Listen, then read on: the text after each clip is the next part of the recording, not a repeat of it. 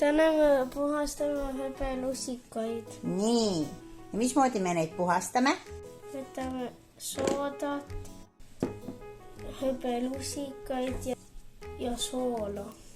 Mis meil veel vaja on? Alumiinium. Ja. Kuidas me seda teeme? Me paneme soola, paneme see essana, paneme siia ringi ja siis paneme soola. Tead, mis mõte mul tuli? Võib-olla me kõigepealt proovime, et äkki pole üldse vajagi seda alumiiniumpaberit. Et kui me paneme soodat ja soola ja vaatame, kas siis lusikad lähevad puhtaks. Mis sa arvad? Me võtame näiteks. Ma ei arva. Soola on. Nii, nüüd soodat. Ja pane kindaid ka, kui sa teed seda. Igaks juhuks, jah. Kas me proovime nüüd, et kui me paneme lihtsalt, kui me paneme lihtsalt sooda ja soola, kas see puhastab ära? Ma ei usu. Sa ei usu? Me ootame natuke.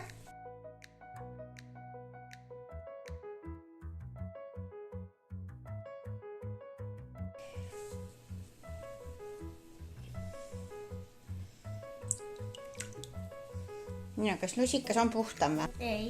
Ei ole. Nii, proovime siis uuesti, aga proovime nüüd selle hõbepaberiga. Kas on muustatud selle? Hirmus hais.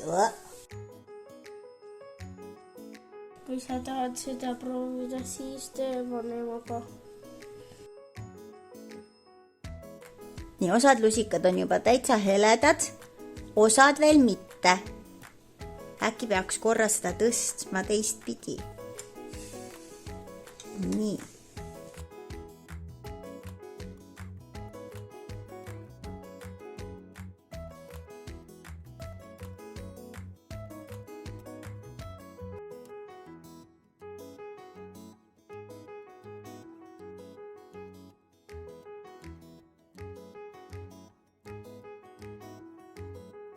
Nii, 3 minutit on täis.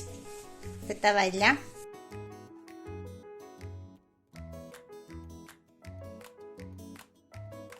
Nii. Päris puhtaks said võrreldes sellega, mis nad enne olid, eks? Ja. Nii, et see toimis, mis me vaatasime YouTube'ist. Nii, aga selle jaoks oli vaja meil siis sooja vett, soola, soodat ja vee sees peab olema ka alumiiniumpaber. Miks üldse hõbe muutub tumedaks ja tuhmiks? Hõbe muutub tumedaks oksüdeerumise tagajärjel. See tähendab, kui hõbe puutub kokku õhu ja veega, mis ei ole väga puhtad ja mis sisaldavad vesiniksulfiidi, siis toimub keemiline reaktsioon, mida nimetatakse ioonivahetuseks. Sulfiid läheb vesiniku juurest hõbeda juurde ja hõbeda peale moodustub sulfiidikiht. Ehk siis hõbedast saab hõbesulfiid.